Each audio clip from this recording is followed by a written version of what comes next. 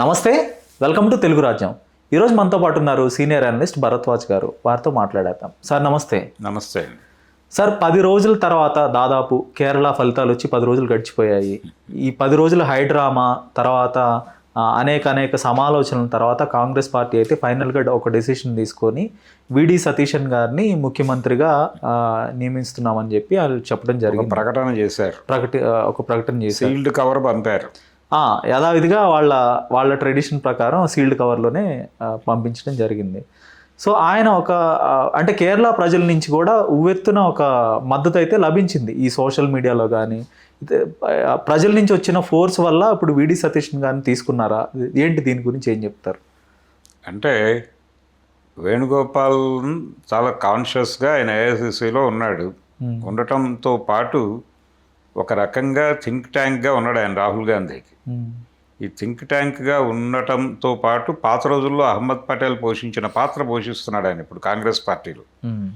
అందుకని ఈ కీలకమైనటువంటి వ్యక్తి ఇన్ఫ్లుయెన్స్తో కొంతమందికి టికెట్లు ఇచ్చారు అక్కడ. ఈ టికెట్లు ఇచ్చిన ఎమ్మెల్యేలు అందరూ ఆయనకు మద్దతుగా ఆయన్నే సీఎంగా ప్రకటించాలని సంతకాలు పెట్టి అధిష్టానానికి పంపించారు. అదొక డ్రామా నడిపాడు ఆయన తెరవెనకుండి. అయితే గ్రౌండ్లో ఉండి 10 ఏళ్ల నుంచి యుద్ధం చేస్తున్నవాడు సతీశన్.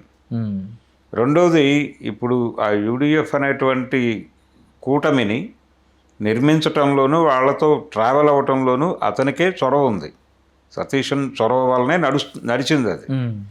అందుకని ఈ ముస్లిం పార్టీ ఉంది అక్కడ, ఐయుఎంఎల్ వాళ్ళు అక్కడ, అలాగే తమిళనాడులో కూడా బలంగానే ఉన్నారు. ఆ నాయకుడు ఇంతకాలం మాతో ట్రావెల్ అయినటువంటి సతీశన్ని కాకుండా మీరు ఢిల్లీ నుంచి ఎవరినో ఇంప్లాంట్ చేస్తానంటారేమిటి అని ఒక నిరసన ఉత్తరాన్ని పంపించాడు తన పార్టీ నుంచి. సో వీటన్నిటి వలన వాళ్ళు యాక్చువల్గా వేణుగోపాల్కే ఇచ్చేయాలని డిసైడ్ అయిపోయారు. అయిపోయిన తర్వాత ఈ విన్యాసాలు చూస్తూ ఉండగా వచ్చినటువంటి, అంటే ఇప్పుడు సతీశన్ గనక హర్ట్ అయి వెళ్ళిపోతే నెక్స్ట్ ఏమిటి ప్రోగ్రామ్ అనేది. ఇప్పుడు వేణుగోపాల్ వెళ్ళి ఇప్పటికిప్పుడు అందరితోనూ సంబంధాలు రీకూప్ చేసుకోలేడు. అప్పుడు డెఫినెట్గా అవతల వాళ్ళు కొట్టేస్తారు వచ్చే ఎన్నికల్లో. అవును, వచ్చే ఎన్నికల దాకా కూడా ఆగకపోవచ్చు. చాలా దూకుడుగా ఉన్నాడు మోడీ గారు. ఆపరేషన్ కేరళం అనే పని మీద ఉన్నాడు ఆయన. అవును. సో ముగ్గేయటానికి మిమ్మల్ని అధికారంలోకి తీసుకొచ్చాం మేము, ముగ్గేయటం మీకు చేత కావట్లేదు, మేమే ముగ్గేస్తామని చెప్పి వచ్చేస్తాడు ఆయన. కాబట్టి ఈ డేంజర్ని గుర్తించి చివరి నిమిషంలో సతీశన్కి ఇవ్వక తప్పని అనివార్యత వచ్చిన తర్వాత మాత్రమే అతన్ని సెలెక్ట్ చేసుకున్నారు. ఇప్పుడు సెలెక్ట్ చేసుకున్నారు. దానికి సంబంధించి వేణుగోపాల్కి కూడా ఏదో ఒక కీలక బాధ్యతలు అప్పచెప్తారు పార్టీలో. ఆయన ఏఐసిసి స్పెషల్ అబ్జర్వర్గాను ఏదో ఉంటాడు ఆ రాష్ట్రానికి. ఆయన కనుసన్నల్లోనే ఆ రాష్ట్రపు కార్యక్రమాలు జరగాలి, ఇలాంటివేవో చెప్తారు, అయిపోతుంది. అంటే ఇది చాలా సందర్భాల్లో కాంగ్రెస్ పార్టీ గెలిచిన తర్వాత గోల్ ఉంటుంది. ఇప్పుడు ఆంధ్రప్రదేశ్లో 2004లో, ఉమ్మడి ఆంధ్రప్రదేశ్లో 2004లో కాంగ్రెస్ పార్టీ గెలిచినప్పుడు కూడా 3 పేర్లు సర్క్యులేట్ అయినాయి, వైఎస్, డిఎస్, ఎంఎస్ అని. ఈ 3 పేర్లు సర్క్యులేట్ అవుతున్న టైంలో విజయవాడలో ఏదో ప్రెస్ మీట్లో మాట్లాడుతూ ఎం సత్యనారాయణరావు గారు నన్ను లాగద్దు, నేను లేని రేసులో అని చెప్పేసి తప్పుకున్నాడు ఆయన. అప్పుడు డిఎస్, వైఎస్ మధ్య కేంద్రీకృతం అయింది.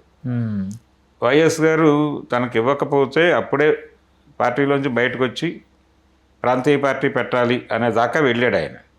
అంటే తన కష్టంతో వచ్చిన ప్రభుత్వం అని బలంగా నమ్మాడు ఆయన. తన స్కీమింగ్తో వచ్చిన ప్రభుత్వం అది అలా ఫోకస్ అయింది. ఆయన పాదయాత్ర నుంచి కావచ్చు, ఆయన తీసుకున్నటువంటి వ్యూహాల నుంచి కావచ్చు, ఇచ్చినటువంటి ప్రకటనల నుంచి కావచ్చు. యాక్చువల్గా ఆ ఎన్నికలు జరిగింది నక్సలైట్లు వర్సెస్ తెలుగుదేశం. చంద్రబాబు గారు అలా రెఫరెండం సెట్ చేశాడు. ఆ రెఫరెండంలో నక్సల్ స్టాండ్ తీసుకోవడం వైఎస్కి కలిసి వచ్చిన అంశం.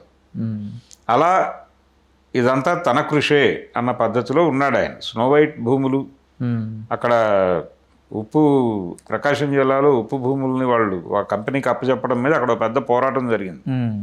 ఆ పోరాటంలో ఈయన వెళ్ళి కూర్చున్నాడు అక్కడ. అలాంటి చర్యలన్నీ కలిపి కాంగ్రెస్ అధికారంలోకి రావడానికి దోహదపడింది నేనే. కాబట్టి నాకు మాత్రమే అవకాశం ఇచ్చి తీరాలి, నేను మాత్రమే అర్హుడిని అని ఆయన ఫిక్స్ అయి ఉన్నాడు. ఆ టైంలో ఏదైనా డిస్టర్బెన్స్ జరిగి ఉంటే ఉమ్. డెఫినెట్గా ఆయన సొంత దుకాణం పెట్టుకునేవాడు. ఓకే. ఆల్టర్నేటివ్గా ఇంకొక పార్టీ అప్పుడే వచ్చేది, వైఎస్ఆర్సీపీ అనేది అప్పుడే వచ్చి ఉండేది. ఉమ్. అప్పటి ఆలోచన, మనం ప్రాంతీయ పార్టీ పెడితే ఒక పేపరు ఛానలు ఉండాలి అనే ఆలోచన ఆయన బుర్రలో అప్పుడే పడింది అప్పుడు. ఓకే. ఆ తర్వాత అధిష్టానానికి ఈ కథ అంతా సూచనప్రాయంగా తెలిసి ఉమ్. సీల్డ్ కవర్లో వీరి పేరే పంపారు. ఉమ్. అప్పటికి ఆ ప్రమాదం తప్పింది. ఉమ్. అలాంటి ప్రమాదమే జరిగి ఉండేది కేరళంలో కూడా. వీళ్ళు ఒకవేళ ఓవర్ యాక్షన్ చేసుంటే. ఓకే. ఇప్పుడు మరొక ఆసక్తికరమైన విషయం ఏంటంటే వీళ్ళిద్దరూ విడి సతీశన్ గారు కానీ వైఎస్ రాజశేఖర రెడ్డి గారు కానీ వాళ్ళిద్దరు ఆహార్యం చూస్తే కొంచెం సిమిలారిటీస్ అయితే కనపడుతున్నాయి. ఇంకా మరోవైపు ప్రజాకర్షణ విషయానికి వస్తే విడి సతీశన్ గారు ఇప్పుడు ఇంత తీవ్ర అనిశ్చితి 10 రోజుల తర్వాత ముఖ్యమంత్రి అవడానికి వన్ ఆఫ్ ద రీజన్ ఆ ప్రజల నుంచి వచ్చిన విపరీతమైన ఒత్తిడి కాంగ్రెస్ పార్టీ మీద, ఆ పార్టీల నుంచి వచ్చిన ఒత్తిడి కూడా. ఆయన 10 ఏళ్ళు గ్రౌండ్లో కష్టపడతాం. ఏంటి ఇప్పుడు రేపు ఎలా ఉండబోతుంది కేరళలో కాంగ్రెస్ పరిస్థితి?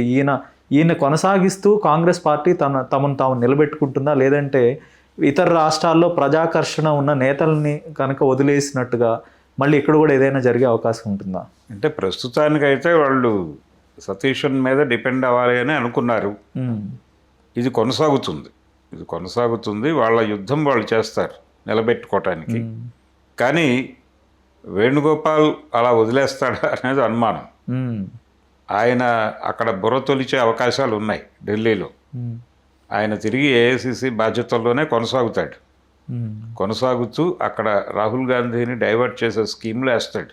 ఓకే. ఇవి గనక అంటే ఆయన ప్రాపర్గా ఆలోచించకపోతే మళ్ళీ రాహుల్ గాంధీ ఆయన థింక్ ట్యాంక్ చెప్తున్న అభిప్రాయాలని ప్రాపర్గా రివ్యూ చేసుకుని ముందుకు వెళ్ళకపోతే ప్రమాదం వాటిల్లే ఛాన్స్ అయితే ఉంది. మ్యాక్సిమం ఆ అవకాశానికి తావిచ్చే పరిస్థితి ఉండదని అనుకుంటున్నాను నేను. ఎందుకంటే వాళ్ళకి ఒక రకంగా సతీశన్ని ఎన్నుకోవడం అనేది ఇంకొక రకంగా కాంగ్రెస్ పార్టీకి మెయిల్ చేసేది. అంటే వాళ్ళకి సౌత్ నుంచి కప్పం కట్టే 3వ రాష్ట్రంగా మారుతుంది కర్ణాటక, తెలంగాణ, కేరళ. కాబట్టి దాన్ని ఇబ్బంది పెట్టకూడదు అనే మూడ్లో ఉన్నాడు ఆయన. సో సతీశన్కి ఇబ్బంది కలిగించే ప్రయత్నం అయితే ఇప్పుడు చేయడు. ఓకే. కాంగ్రెస్ పార్టీ ఎందుకని ప్రజాకర్షణ ఉన్న నేతల కంటే కూడా తమకు ఎక్కువగా లాయల్గా ఉండే వ్యక్తులనే ఎక్కువ ప్రోత్సహిస్తుంది? ఇప్పుడు గతంలో కూడా చూస్తే జగన్మోహన్ రెడ్డి గారికి విపరీతమైన సానుభూతి వచ్చిన క్రమంలో ఎవరో వి హనుమంతరావు గారు లేదంటే ఇతరితర సీనియర్ నేతలు అధిష్టానానికి దగ్గరుండే వ్యక్తులను అయితే ఎక్కువగా ప్రోత్సహించింది. సో ఆ పార్టీ డౌన్ఫాల్ గత 10 ఏళ్లలో కూడా చూస్తే సింధియాని, జ్యోతిరాదిత్య సింధియాని కూడా ఇట్లాంటి కొంతమంది నేతలను వదులుకుంది. సో ఎందుకని కాంగ్రెస్ పార్టీ ఎక్కడ తప్పుట అడుగులు వేస్తుంది అనే విషయాన్ని విశ్లేషిస్తే మీరేం చెప్తారు? లాయల్టీ అనే దానికి ఎక్కువ ప్రాధాన్యత ఇవ్వటం వల్ల కొన్నిసార్లు భారీ మూల్యం చెల్లించక తప్పని పరిస్థితులు ఏర్పడినాయి. పర్టికులర్గా ఆంధ్రప్రదేశ్ గొడవే. అంటే జగన్మోహన్ రెడ్డితో ఏదో మేరకు సత్సంబంధాలలో ఉంటే, అంటే రాజకీయ వ్యూహంగా అతన్ని వాడి ఉంటే చాలా బాగుండేది. రాజకీయ వ్యూహంగా చూడకుండా లాయల్ కోణంలో మాత్రమే చూశారు. చూడటం వలన అతన్ని దూరం పెట్టారు. ఆ రోజున ఇబ్బంది పెట్టడం వెనకాలన్న కార్యక్రమం అదే. బహుశా ఆయన కనుక ప్రోత్సహించుంటే తెలంగాణ ఉద్యమాన్ని కూడా కొంత కంట్రోల్ చేసి ఉండొచ్చు అనేది కూడా కొంత వినిపిస్తూ ఉండేది. తెలంగాణ ఉద్యమం వైఎస్ ఉంటే తెలంగాణ వచ్చేది కాదు, ఇవన్నీ మాట్లాడతారు కానీ అవన్నీ వాస్తవాలు కాదు. తెలంగాణ ఉద్యమము దాని తాలూకా గొడవ పాత వ్యవహారం. అది కొంతకాలం కంట్రోల్ చేయగలిగారు కానీ అది కంట్రోల్ తప్పిపోయే పరిస్థితులు వచ్చేసినాయి. వైఎస్ ఉన్నా కూడా అది జరిగేది అంటారు? జరిగేది. వైఎస్ ఉంటే జరిగేది కాదు అనేది ఒక బిలీఫ్, ఒక మూఢనమ్మకం. అంటే నిజానికి ఆ ఎన్నికల్లో ఆయనకు వచ్చినటువంటి సీట్లు ఆయన బలం మీద వచ్చినవి కాదు, అది చిరంజీవి గారి కంట్రిబ్యూషన్గానే చూడాలి. నిజానికి ఆ ఎన్నికల్లో కాంగ్రెస్ పార్టీ ఓడిపోయే పరిస్థితి ఉంది. మహాకూటమి గెలిచే కండిషన్స్లోనే చిరంజీవి గారు ఒక సహాయం చేశాడు వైఎస్కి. కాబట్టి అలా గట్టెక్కినటువంటి కండిషన్ మాత్రమే, ఆయన బలంగా లేడు ఆ టైంలో. అందుకని తెలంగాణ విషయం పక్కన పెట్టేస్తే తను అనుకున్న పద్ధతిలో, అంటే జగన్మోహన్ రెడ్డిని పార్టీలో ఉంచుకుంటూ మాట్లాడి ఉండాల్సింది. విజయమ్మ గారు జగన్ సోనియాని కలవటానికి వెళ్ళినప్పుడు ఏది ఓదార్పు యాత్రకు సంబంధించి తర్వాత రోసయ్య గారితో కబురు పెట్టారు. ఆ కబురు పెట్టిన సందర్భంలోనూ వాళ్ళు చెప్పిన మాటలు కొంచెం ఇబ్బందికరం. అంటే అతను ఒక మూడ్లో ఎవాల్వ్ అవ్వాలని అనుకుంటున్నాడు లీడర్గా. అవనివ్వటం వలన మీకు వచ్చే నష్టం ఏంటి అంటే అతను లాయల్గా ఉండేవాడేమో తర్వాత మీరు ప్రాపర్గా డ్రైవ్ చేసి ఉంటే. డ్రైవ్ చేయకుండా మీరు ఎప్పుడైతే కట్ చేయటం మొదలుపెట్టారో అతను ప్రత్యామ్నాయం చూసుకున్నాడు. ఆ ప్రత్యామ్నాయం చూసుకున్నాడనే కోపంతో మీరు తీసుకెళ్ళి లోపల పెట్టారు. అది పూర్తిగా మీకు దూరం అయ్యాడు. వీళ్ళ ఒరిజినల్ స్కీమ్ ఏంటి? ఆంధ్ర విడిపోతే ఆంధ్రాలో జగన్మోహన్ రెడ్డి గెలుస్తాడు, తెలంగాణలో కేసీఆర్ గెలుస్తాడు, మనం గెలుస్తాం, లేకపోతే ఇచ్చినందుకు మనం గెలుస్తాం, లేదు తెచ్చుకున్నాడు కాబట్టి అతను గెలుస్తాడు, అతను మన కంట్రోల్లోనే ఉంటాడు. ఎందుకంటే ఈయన వెళ్ళి ఫ్యామిలీతో సహా వెళ్ళి థ్యాంక్స్ చెప్పొచ్చాడు ఆవిడకి ఢిల్లీ వెళ్ళి. సో ఈయన మన కంట్రోల్లో ఉంటాడు. ఏపీలో మొత్తం ఎంపీ స్థానాలన్నీ జగన్కి వెళ్తాయి, జగన్ మన కంట్రోల్లోనే ఉంటాడు అని కొన్ని తప్పుడు లెక్కలు వేసుకుని 41 ఎంపీ సీట్లు మన కంట్రోల్లోనే ఉంటాయని ఒక బిలీఫ్తో వెళ్ళారు ఆ ఎన్నికల్లో. విచిత్రంగా నిజంగానే అక్కడ తెలుగుదేశం పార్టీ వైఎస్ఆర్సీపీ గణనీయంగా గెలుచుకుని కాంగ్రెస్ పక్కకి వెళ్ళిపోయింది పూర్తిగా. తెలంగాణలో కేసీఆర్ కొట్టేశాడు. కేసీఆర్ బోర్డు తిప్పేశాడు ఇమ్మీడియట్గా ఎన్నికలైన మరుక్షణం. ఆ ఫోటోలు ఆ రోజు జరిగిన హడావిడి మర్చిపోండి మేడం అని చెప్పేశాడు ఆయన. ఈయన తన ధోరణిలో తను కొనసాగాడు. దాంతో మీకు ఏం లాభం చేకూరింది? అంతిమంగా మీరు అనుకున్న వ్యూహం పూర్తిగా తలకిందులయ్యింది. కాబట్టి ఇలాంటి ఘటనలు కాంగ్రెస్ చరిత్రలో అనేకం ఉన్నాయి. అనేక రాష్ట్రాలను కూడా కోల్పోయారు వాళ్ళు. లేదు, రాజకీయ వ్యూహంలో భాగంగా జగన్మోహన్ రెడ్డిని కూర్చోబెట్టుకుని బ్రదర్ మేము ఈ నిర్ణయం తీసుకోబోతున్నాం, ఇది జరిగితే ఏపీలో నువ్వే మా వైపు నిలబడాలి, ఆ తర్వాత మనం చూసుకుందాం లాంటి ఒక ఒడంబడికలోకి రావాలి కదా నువ్వు. అతనికి భరోసా కల్పిస్తూ అది చేసుంటే ఆయన బయటకు వెళ్ళి ఉండేవాడు, వేరే పార్టీ పెట్టుకుని ఉండేవాడు. అది కూడా మీ ప్రోగ్రాంలో భాగంగా జరిగి ఉంటే మీకు ఉపయోగపడేవాడు కదా. తర్వాత అరెస్ట్ చేయించడం, లోపల వేయటం, కేసులు పెట్టడం, గోల లేకుండా ఆ రోజు ఒక డ్రామా నడిచి ఆయన బయటకు వెళ్ళిపోతాడు. కేవలం ఓదార్పు యాత్ర మీద బయటకు వెళ్ళాడు, ఆయన పార్టీ పెట్టుకున్నాడు, ఆయనే సమైక్యవాదంతో గొడవ చేస్తాడు స్కీమ్లో భాగంగానే, ఆయన గెలుస్తాడు. ఆ ఎంపీలు మీ కాంపౌండ్కే వచ్చేవిగా. మీరు రిలేషన్ ప్రాపర్గా ఉంచుకుని ఉంటే, మీరు రిలేషన్ టోటల్గా తెంపేసుకుని మీ దొడ్లోకి వస్తాడని ఎలా ఆశిస్తారు? ఇలాంటి దుర్మార్గపు వ్యవహారాలు కాంగ్రెస్ పార్టీ అనేకం చేసింది, ఒకటి కాదు.